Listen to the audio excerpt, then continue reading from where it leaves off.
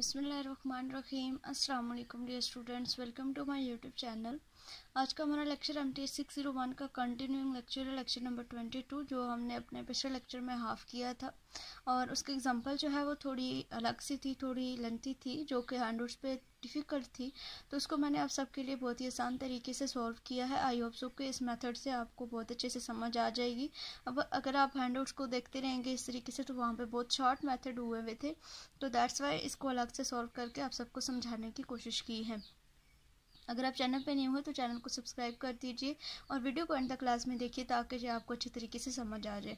तो हम operation research MTS 601 पढ़ रहे हैं। सेगमेंट नंबर 4 है हमारा लीनियर प्रोग्रामिंग का।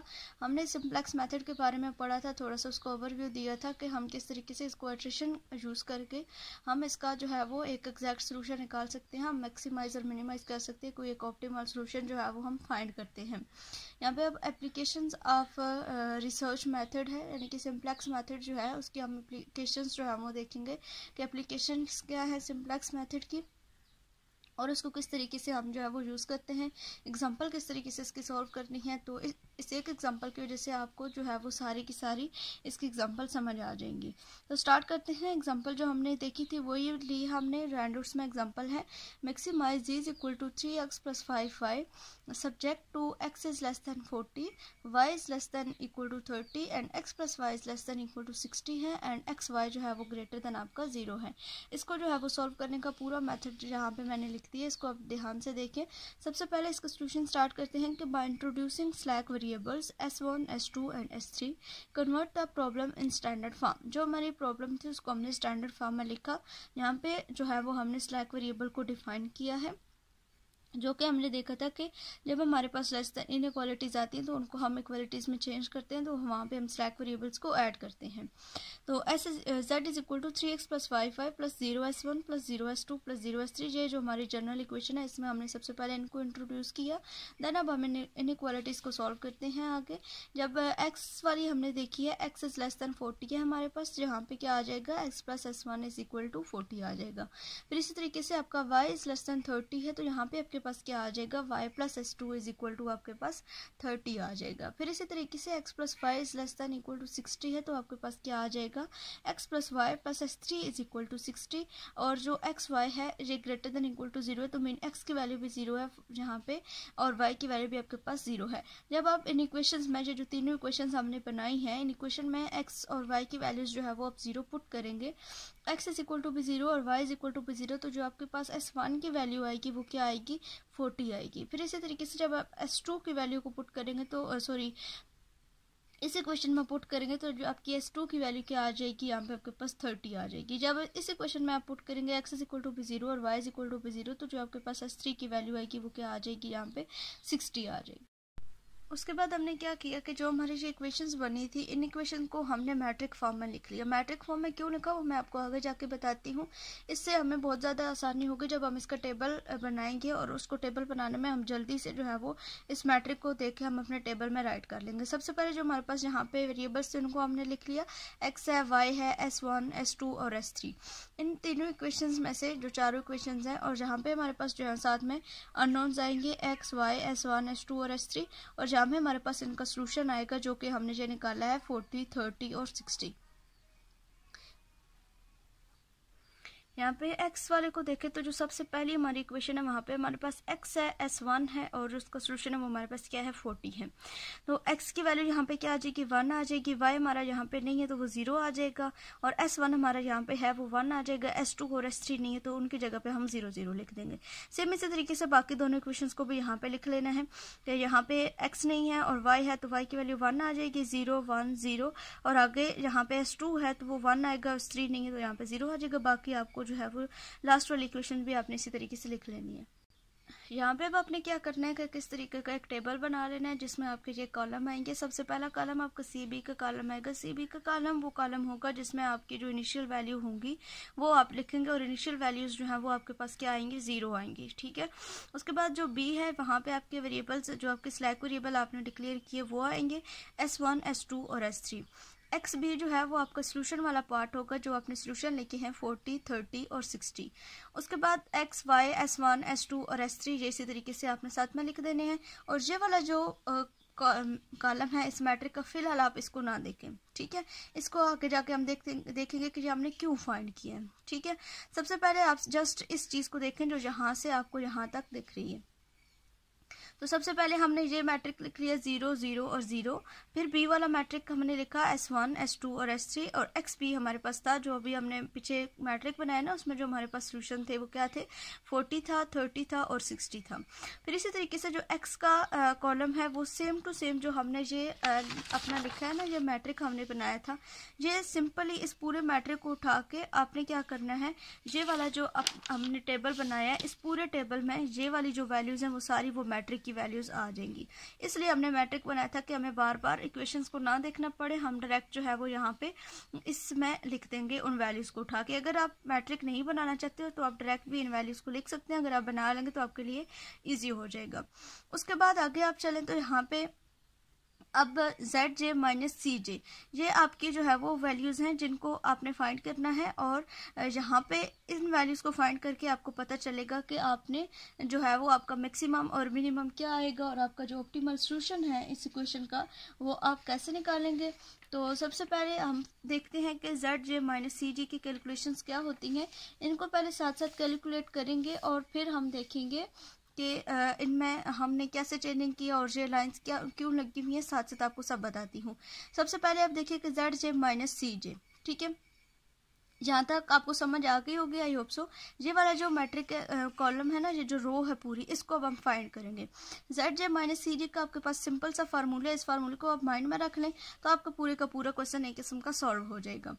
CBXI माइनस CJ जब का जो है वो स्टैंडर्ड फार्मूला। अब आपने आगे वैल्यूज फाइंड करनी है, Z1 Z2 Z3 आप टू जितनी टर्म्स आपने फाइंड करनी है, यहाँ पे आप वैल्यूज लगाते जाएंगे और आपकी जो है वो यहाँ पे ZJ माइनस CJ की वैल्यू एक साथ आती जाएगी।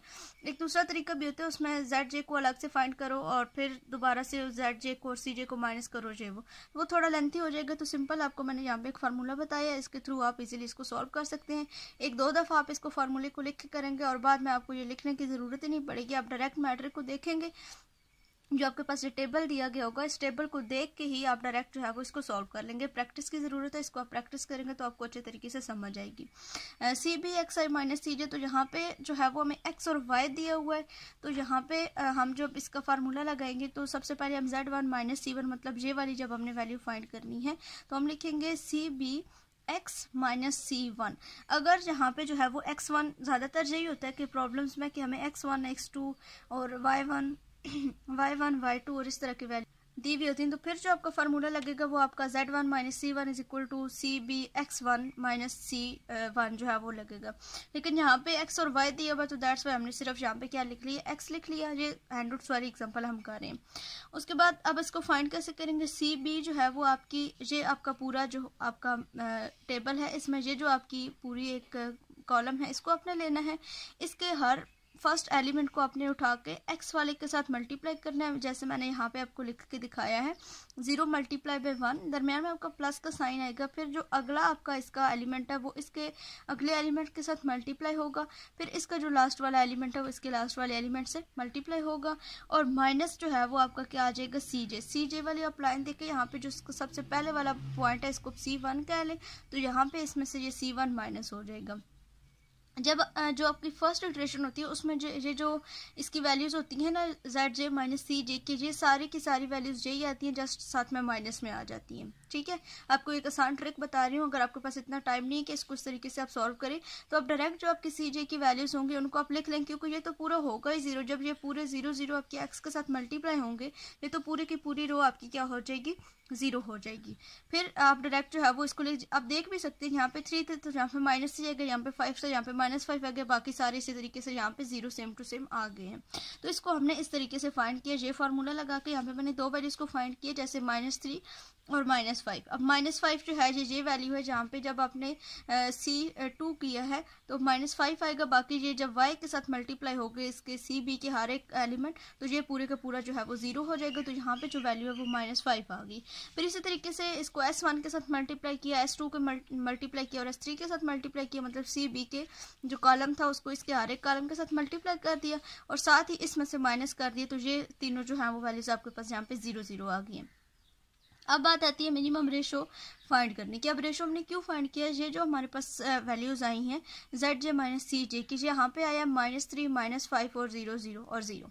अब अगर यहाँ पे जो है वो पॉजिटिव वैल्यूज आती तो हमें इसको आगे फर्दर सॉल्व करने की ज़रूरत ही ना पड़ती, लेकिन हमारे पास यहाँ पे नेगेटिव वैल्यूज आई हैं तो यहाँ पे अब हमें रेशो भी निकालनी पड़ेगी। रेशो निकालने के लिए जो हमारी मिनिमम रेशो मतलब मिनिमम वैल्यू होगी उस वाली रेशो को हम लेते हैं, और सेम इसी तरीके से यहाँ पे जो है वो हमारे पास जो ज़्यादा आपके पास जो एक्सट्रीम वैल्यू होती है जेड जे माइनस सी जे की, उस वाली वैल्यू को आप लेते हैं। ठीक है, तो यहाँ पे इस वाली वैल्यू को हमने ले लिया। अब यहाँ पे हमने क्या किया कि ये वाला जो -5 है इसको हमने ले लिया, इसके साथ हमने एक एरो लगाया, और इसका ये पूरा वाला जो आपका ये एक मैट्रिक है ना, इस पूरा जो आपका ये एक रो है कॉलम है, इस पूरे कॉलम को आप क्या कहेंगे, ये आपका एक की कॉलम बनता है। फिर इस तरीके से जो आपका मिनिमम रेशो है, ठीक है, जो सबसे छोटी आपकी वैल्यू आएगी रेशो की। अब ये रेशो आपने कैसे निकाला, एक्स को डिवाइड कर दिया X B divided by Y, यानी कि जो आपकी ये सोल्यूशन थे ना, इस पूरे को आपने जो आपका एक की कॉलम आया उसके हर एक वैल्यू के साथ आपने डिवाइड किया। जब आपने 40 को 0 से डिवाइड किया तो आपका क्या आ गया, इन्फिनिटी आ गया। जब आपने 30 को 1 से डिवाइड किया तो आपके पास क्या आ गया, 30 आ गया। जब आपने 60 को 1 से डिवाइड किया तो आपके पास क्या आ गया, यहाँ पे 60 आ गया। ठीक है, ये जो अब आपकी रो होगी ये आपकी क्या होगी, की रो होगी, और ये जो आपकी कॉलम होगा ये आपका की कॉलम होगा। ये जो जिसके साथ अफवान के साथ हमने सर्कल किया है, ये जो दोनों को क्रॉस कर रहा है, दोनों के दरमियान में आ रहा है रो के और कॉलम के, ये जो आपका होता है ये आपका की एलिमेंट होता है। ठीक है, और ये जो आपका y होता है इसको आप कहते हैं ये आपका इनकमिंग वेरिएबल होता है, और जो आपका s या मतलब जो आपकी की रो में आपका आंसर आ रहा होता है, जो आपका यहाँ पे वेरिएबल आ रहा होता है, वो आपका आउटगोइंग वेरिएबल होता है। अभी ये इनकमिंग और आउटगोइंग वेरिएबल्स को हम अगले अपने टेबल में डिस्कस करते हैं। अब यहाँ तक तो आपको समझ आ गई कि यहाँ पे हमने इस लाइन को लगा दिया और यहाँ पे अब आपने क्या कर दिया, की एलिमेंट डिफाइन कर दिया, और उसके अलावा यहाँ पे हमने क्या कर दिया, हमारे पास एक मिनिमम रेशो आ गई है, और उस मिनिमम रेशो में जो हमारे पास आंसर था उसको भी अब हमने क्या कर दिया, लिख दिए।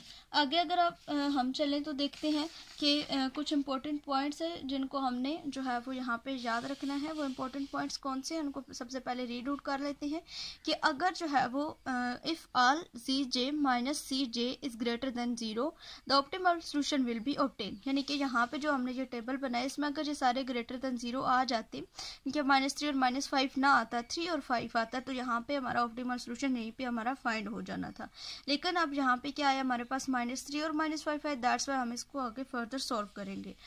आगे इसने बोला है कि if at least one cj minus cj is negative then indicate by an arrow and this column is called the key column। जो मैंने आपको यहाँ पे बात बता दी है कि जो हमारी सबसे बड़ी वैल्यू होगी, यानी कि कोई एक अगर इसमें से होता है नेगेटिव, तो वही नेगेटिव वाला जो आंसर होगी ना वैल्यू कोई एक, यानी कि फर्ज करेंगे यहाँ पे जस्ट -5 था या जस्ट -3 था, तो फिर वो वाली वैल्यू जो है वो हमारा पूरा एक कॉलम की कॉलम होता है।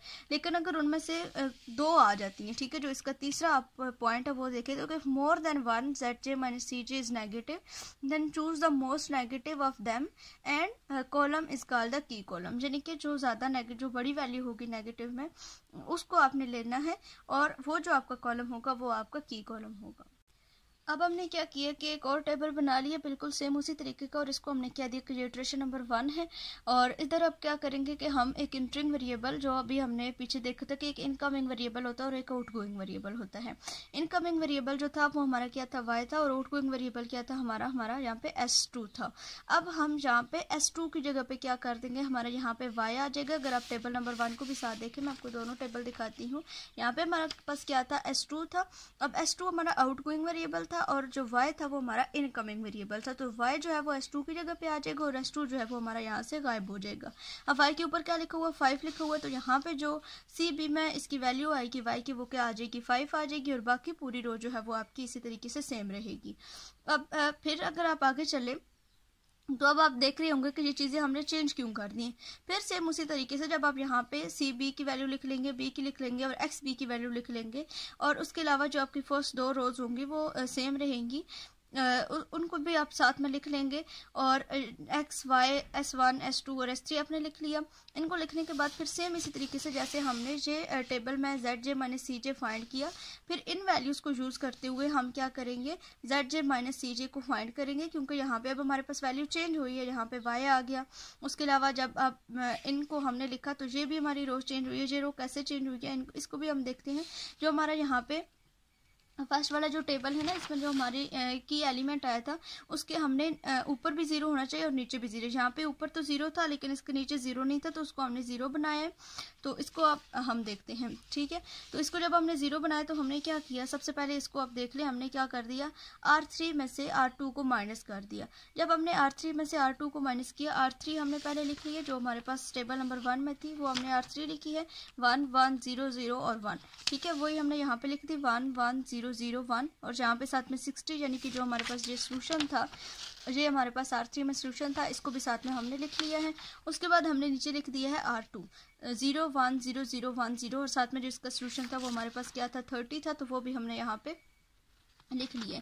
इन दोनों को जब हमने माइनस किया तो 1 माइनस 1 क्या, 1 माइनस 0 आपके पास 1 आ जाएगा, 1 माइनस 1 आपका 0 आ जाएगा, 0 माइनस 0 0, 0 माइनस 1 माइनस 1, 1 माइनस 0 आपके पास 1 आ जाएगा, और 60 में से आप 30 माइनस करेंगे तो आपके पास यहाँ पे क्या आ जाएगा, 30 आ जाएगा, ठीक है। ये आपके पास अब चेंजिंग आई है R3 में, ये इसलिए आपने यहाँ पे क्या कर दिया, R3 को अब यहाँ पे चेंज होगी, आपके पास 1 0 0 माइनस 1 और 1 आ गई है।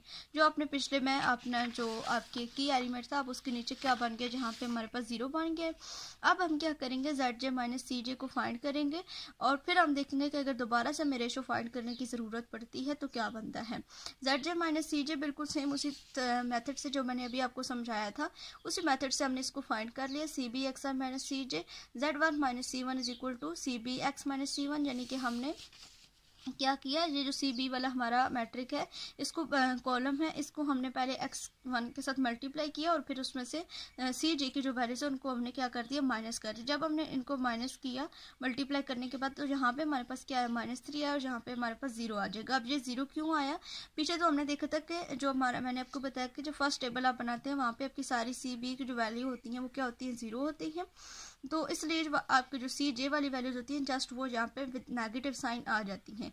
लेकिन यहाँ पे अब आपका 5 आ गया, जब आपका 5 माइनस 5 होगा, ये 5 पहले इसके साथ 1 के साथ मल्टीप्लाई होगा, 5 1 ज़ार 5, एंड 5 माइनस 5 यहाँ पे फिर आपका 0 सोल्यूशन आ जाएगा। बाकी फिर इसी तरीके से जब ये वाला 5 इस 1 के साथ मल्टीप्लाई होगा तो 5 माइनस 0 आपका यहाँ पे 5 आ जाएगा। अब यहाँ पे फिर वही बात की, यहाँ पे अब फिर नेगेटिव वैल्यू आ गई, तो यहाँ पे अब हमें इसकी रेशो भी फाइंड करनी पड़ेगी। रेशो फिर सेम उसी तरीके से जो आपका यहाँ पे की कॉलम होगा, जो आपका सोल्यूशन है उसकी कॉलम के साथ आपने उसको डिवाइड करना है। 40 डिवाइडेड बाई 1 आपका 40 आ जाएगा, 30 डिवाइडेड बाई 0 आपका इन्फिनिटी आ जाएगा, एंड 30 डिवाइडेड बाई 1 आपका यहाँ पे 30 आ जाएगा। यहाँ पे आपका जो है वो अब -3, अब ये वाला जो आपका कॉलम है, ये आपका क्या आ गया, की कॉलम आ गया, और ये जो आपकी रो है ये आपकी क्या आ गई है, की रो आ गई है। अब यहाँ पे जो आपका इनकमिंग वेरिएबल है वो क्या है, आपका x है, और जो आउटगोइंग वेरिएबल है वो आपका क्या है, यहाँ पे y है। अगला जो हमारा टेबल होगा, ये आप देख रहे हैं यहाँ पे x आपका क्या है, एक इंटरिंग वेरिएबल है यानी कि इनकमिंग वेरिएबल, और जो S3 है वो आपका लिविंग वेरिएबल यानी कि आउटगोइंग वेरिएबल है। उसे टेबल को हमने दोबारा से बना लिया, और अब हमने यहाँ पे क्या कर दिया, x लिख दिया, और x के ऊपर हमारे पास वैल्यू क्या थी, 3 थी, तो यहाँ पे इसके साथ 3 आ गई है। अब हमें ये जो हमारा हमने टेबल बनाया था, इसमें जो हमारा ये वैल्यू थी, जो हमारी की एलिमेंट था, उसके ऊपर हमें दोनों 0 चाहिए, ठीक है। जहाँ पे अब ये वैल्यू हमारी बन रही है ना, जो हमारा की एलिमेंट है वो ये बन रहा है कि ये रो और कॉलम दोनों के दरमियान में आ रहा है ना, तो ये बनेगा। अब इसके ऊपर एक तो 0 है पर दूसरा नहीं, तो इसको 0 बनाएंगे। सेम इसी तरीके से यहाँ पे अब हमने रो ऑपरेशन किया, R1 माइनस R3 किए, तो ये हमारी R1 में चेंजिंग आ जाएंगी सारी।